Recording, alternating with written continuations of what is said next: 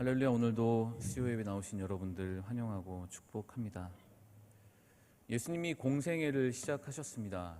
공생애를 시작하시고 여러 가지 일을 하셨죠. 고치시고 또 만져주시고 일으키시고 많은 기적들을 행하셨고 많은 일들을 사람들에게 보여주셨어요. 그러니까 좀 유명해지셨습니다. 좀 이름이 많이 드러났어요. 유명한 사람, 이름이 있는 사람들의 주변에는 항상 사람들이 가득하기 마련이니까 언제나 주님을 쫓아다니는 사람들이 존재하게 되었죠. 오늘 함께 볼 말씀이 마가복음 4장 끝에쯤의 내용인데요. 3장부터 시작합니다. 3장부터 시작된 긴 하루예요. 아주 긴 하루입니다. 예수님 참 많은 것을 하셨어요. 식사할 겨를도 없었고 자신을 나쁜 영이라고 말하는 그 율법학자들과 논쟁하셨고 비유로도 말씀하셨습니다. 씨앗 이런 이야기도 하셨고 겨자씨 비유도 여기서 나옵니다.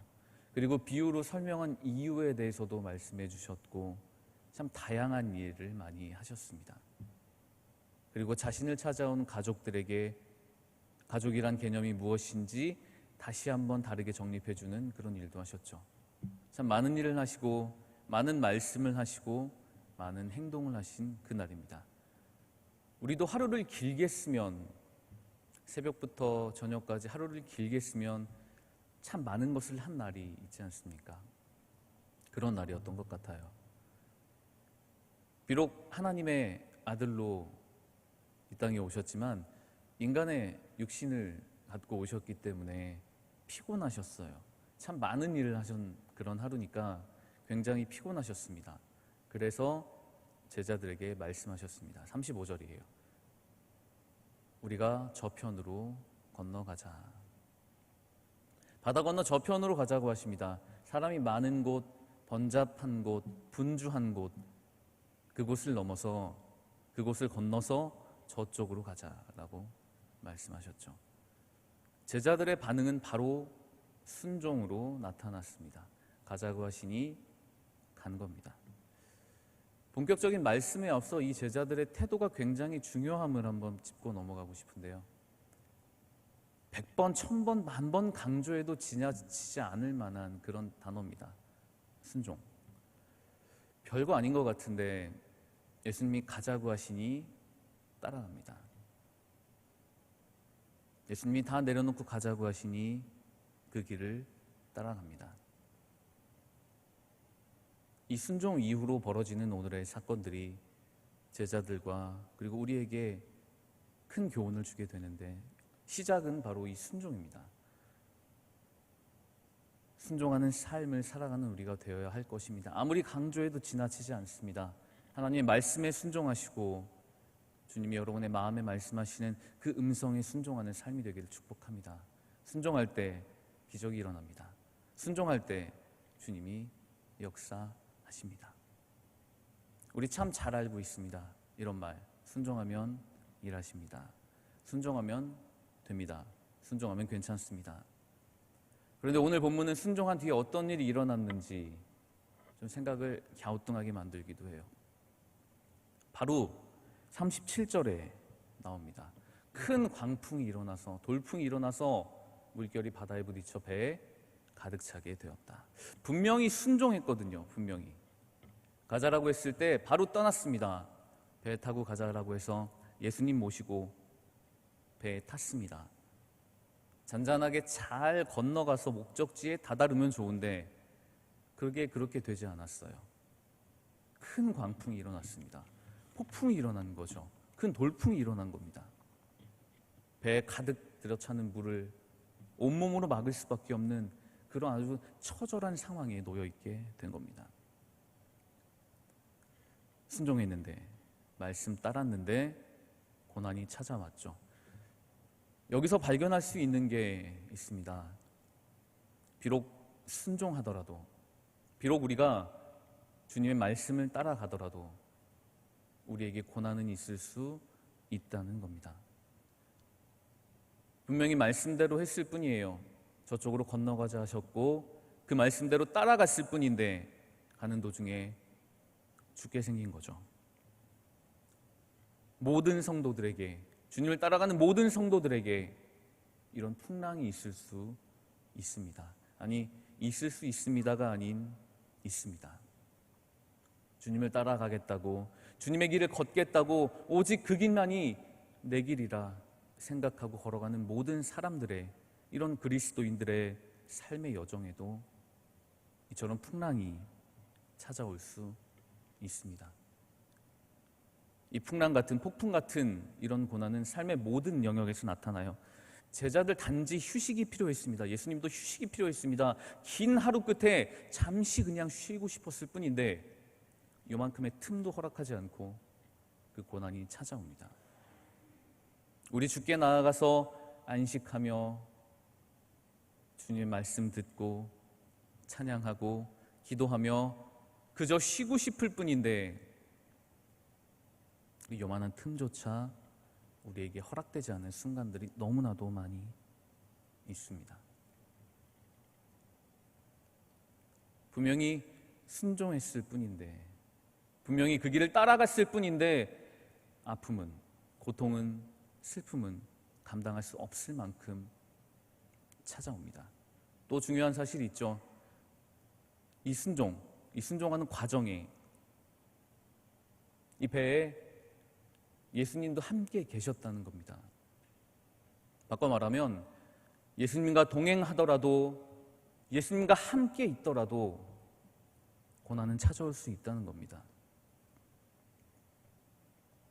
삶이 그렇게 되지 않습니까? 분명히 주님과 함께 있었습니다. 분명히 주님만 바라봤습니다. 분명히 주님께 의지하고 그 길로 묵묵히 걸어갔을 뿐인데 몰아치는 고통들, 아픔들, 고난들, 주님이 함께 하심에도 불구하고 여김없이 찾아오는 그런 슬픔들, 그것에서 아무것도 할 수 없이 그저 눈물만 흘릴 뿐 그런 날들을 살아오신 분도 있을 줄로 믿습니다. 분명하게 새겨야 합니다. 주님이 함께 계셔도 고난은 찾아올 수 있습니다. 분명한 사실인데 이게 잘 믿어지지 않고 나에게는 피해갔으면 하는 상황이죠. 주변에 예수 믿지 않는 사람들에게 이야기해도 그렇죠. 야, 예수 믿으면 잘 산다며, 아픔 없다며, 모든 게 다 해결된다며, 근데 왜 그렇게 힘든 거냐라는 질문에 아무것도 할 수가 없게 되는 상황도 존재합니다. 분명히 명심하십시오. 순종해야 합니다. 그리고 주님과 함께 동행하는 삶을 살아야 합니다. 그게 우리의 삶의 목표가 되어야 합니다. 그러나 그렇게 걸어가는 삶의 여정에서도 고난은 존재합니다. 그런데 여기까지는 말할 수 있어요. 여기까지는 우리가 그렇습니다라고 할 수 있습니다. 하지만 우리 주님은 그렇게 째째하신 주님이 아니시잖아요. 우리 주님은 그런 분이 아니십니다. 고난을 주기도 하지만 그것에 이유가 있습니다.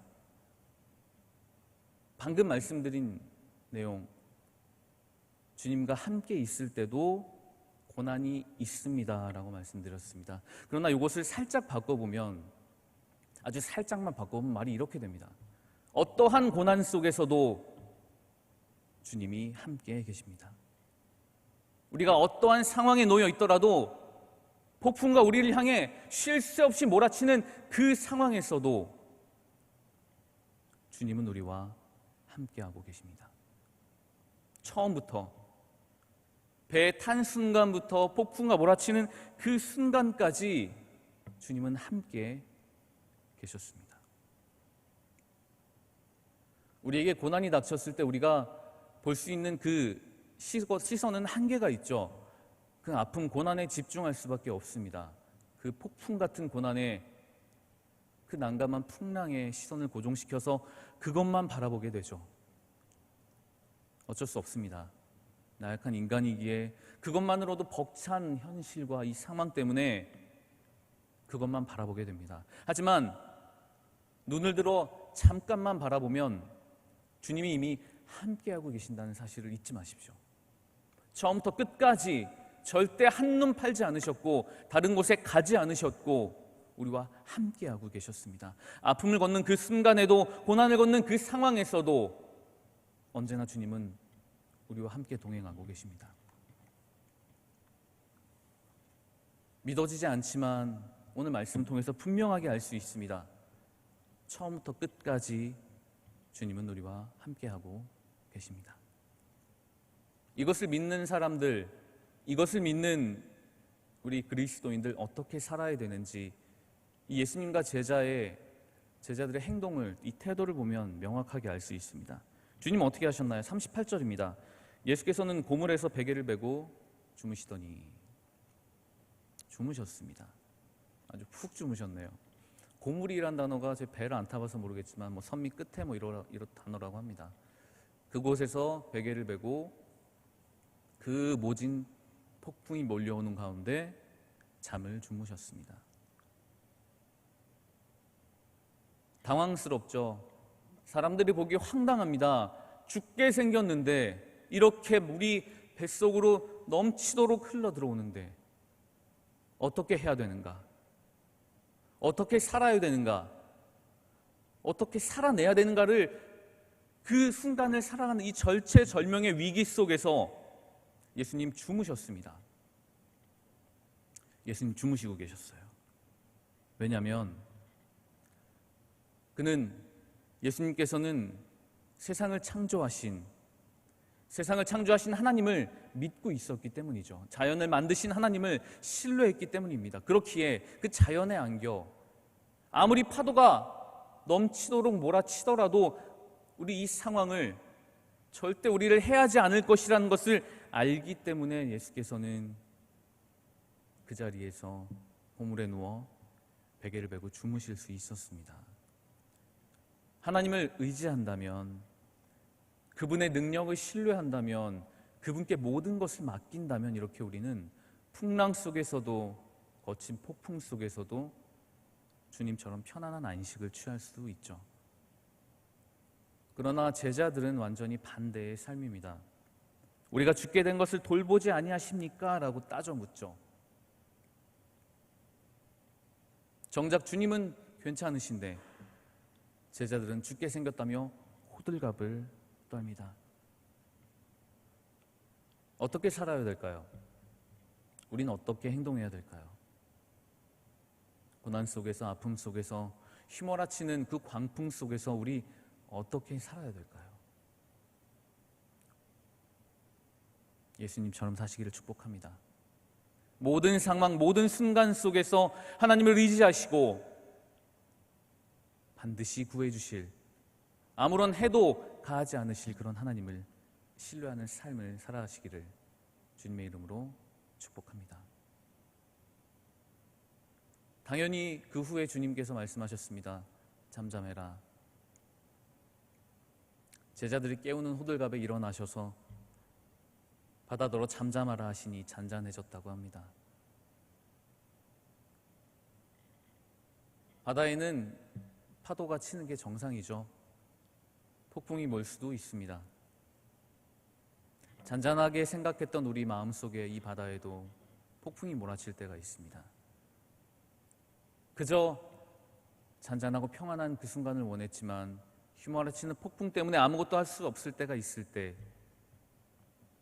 그럼에도 함께 계시는 우리 주님을 의지하시기를 바랍니다. 함께 계셨고 함께 하셨고 앞으로도 함께 하실 것이기 때문에 우리는 주님을 의지할 수 있습니다. 우리 모든 폭풍을, 마음의 폭풍을, 삶의 고통을, 아픔을, 모든 것을 잔잔케 해주실 주님을 신뢰하는 삶이 되기를 축복합니다. 본문에 답이 있습니다. 함께 하셨던 주님에게 그 답이 있습니다. 그 주님을 바라볼 때 배에서 예수님이 하셨던 그 행동, 편안히 누워 잠을 잘 수 있었던 그런 깊은 신뢰를, 예수님께서 하나님께 하셨던, 드렸던 그 신뢰의 마음을 우리는 똑같이 주님을 향해 드러내야 됩니다. 어렵지만, 힘들겠지만, 휘몰아치는 광풍 속에서 주님을 의지하시길 바랍니다. 주님만 생각하시기를 바랍니다. 예수님께서는 모든 환경을 잠잠케 하셨죠. 모든 문제가 다 해결이 되었습니다. 예수님의 말씀 한마디에. 허물어질 것 같은 우리 삶 가운데서 주님이 찾아오시고 따뜻한 위로의 말, 회복의 말, 사랑의 말씀, 그 한마디로 우리 모든 무너졌던 삶의 마음들, 삶의 자리들 다 회복될 줄로 믿습니다. 우리는 그것을 완벽하게 신뢰하는 삶의 태도를 살아야 됩니다. 주님 모든 것을 잠잠케 하셨죠. 넘치는 파도를, 휘몰아쳐 들어오는 그 바닷물을 잠잠하게 하셨습니다. 그것을 보고 제자들은 감사합니다 해야 되는데 그렇게 하지 않았습니다. 더 큰 문제에 직면한데 41절입니다. 심히 두려워하여 서로가 말하되, 두렵다고 합니다. 바다를 잠잠케 했더니 살려달라고 아우성 쳐서 알겠다 하고 일어나셔서 그 바다를 잠잠케 했더니 감사합니다가 아니고 이 사람이 누구시길래 두려워한다고 합니다. 근데 여기서 이 두려움은 우리가 어떤 무서운 것, 아주 심히 보기 괴로운 것, 눈에 너무 괴로운 것들, 그런 것을 보았을 때 느끼는 두려움이라는 단어가 아니고요, 경건한 두려움이라고 생각하시면 될 것 같아요. 자, 우리 경외하다라는 말 교회에서 종종 쓰이죠. 경외합니다. 여호와를 경외합니다. 이 경외하다는 말은 사전에 이렇게 되어 있습니다. 공경하면서 두려워하다라고 되어 있거든요. 그러니까 이겁니다. 높이 그 능력을, 모든 상황을 완전케 하실 그 하나님을 공경하는 겁니다. 그분의 능력을 신뢰하는 거죠. 그분의 능력을 높여드리는 겁니다. 그런 마음에서 오는 두려움이에요. 그냥 무서운 것 보고 어디 숨을까 하고 벌벌 떠는 그런 두려움이 아니고, 하나님의 능력을 본 다음에 그 능력이 얼마나 큼을 내 마음속으로 충분히 느낀 후에 하나님께 드리는 경외함입니다. 시편 기자는 이렇게 이야기합니다. 33편 18절인데요. 여호와 그를 경외하는 자 곧 그의 인자하심을 바라는 자를 살피신다라고 되어 있습니다. 여기서 말하는 이 경외함과 같은 말입니다. 높여드리는 거죠. 제자들은 그냥 두려워 떨고 있었지만 우리는 그게 아닙니다. 우리는 그것을 넘어야 되겠죠. 이미 그 능력을 많이 보았습니다. 말씀을 통하여, 우리 긴 신앙생활을 통하여 주님이 어떤 일들을 행하셨는지 보고 들었습니다. 그렇다면 그분을 높여드려야겠죠. 그분을 경외해야 됩니다. 이런 것에서 오는 두려움입니다. 그리고 그 경외하는 것, 그 두려워하는 그 자에게 하나님은 인자하심을 바라는 자라고 이야기를 합니다. 하나님의 도우심만 바라는 우리가 그런 자입니다. 하나님을 경외하고 주님을 따르기 위해 열심히 노력하는 우리가 이 삶의 길에서 마주치는 하나님을 신뢰하면서 주님께 높여드리는 그 경외함을 살아가는 우리가 제자들과 그들의 모습과는 조금 다른 삶을 살아야 되는, 어쩌면 우리의 표적이 될 수도 있는 말입니다. 하나님을 두려워하시되, 그냥 두려워하는 것, 무서워서 숨기 위한 두려움을 하는 것이 아니고요, 높여드리기 위한 두려움, 그분의 그 능력을 내 삶으로 완벽하게 받아들이기 위한 두려움으로 살기를 축복합니다. 두려운 분이시지만, 경외를 받기에 합당하신 분이시지만 우리와 함께 하고 계십니다. 말씀 처음부터 끝까지 함께 하셨던 그런 주님이, 그런 마음을 갖고 있는 우리에게, 우리 삶에 우리가 경외함을 돌려드릴 때에 우리에게 인자하심으로, 자비하심으로 우리 삶 가운데서 풍족하게 채워주시고 고쳐주실 하나님이 되시기를 주님의 이름으로 축복합니다. 우리는 많은 성경 이야기들을 통해 예수님께서 강한 자들과 싸웠다는 것을 알고 있습니다. 많은 사람들과 싸우셨어요. 다투셨습니다. 그리고 승리하셨죠. 그리고 오늘 말씀을 통해 이 바다까지 잠잠하게 하셨다는 사실을 또 깨달았습니다. 그리고 모두가 알고 있는 죽음까지 정복하셨다는 그 사실을 우리는 알고 있습니다. 그런데 모른 듯 살아가고 있었어요. 모른 척 살아가고 있었던 것 같습니다. 분명히 알지만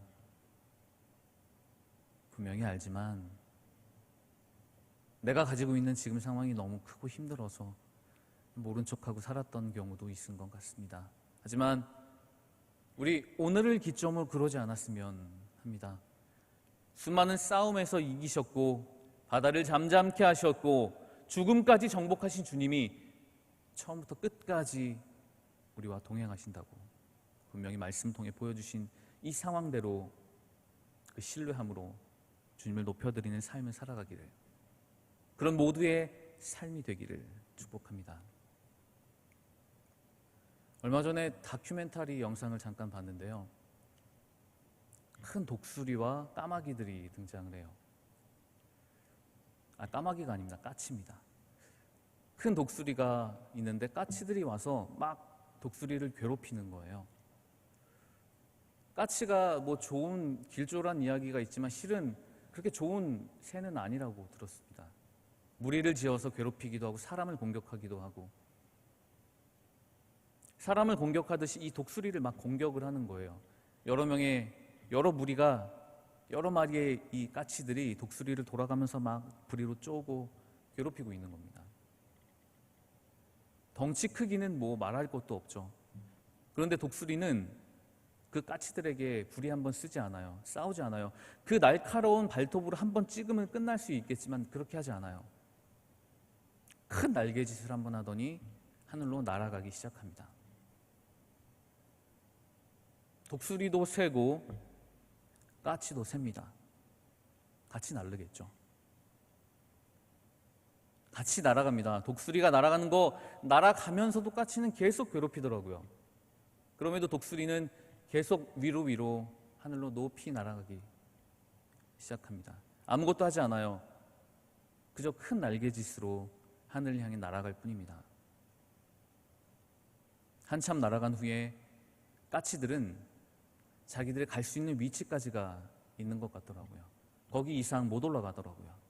독수리는 까치가 올라갈 수 없는 그곳까지 계속해서 올라갑니다.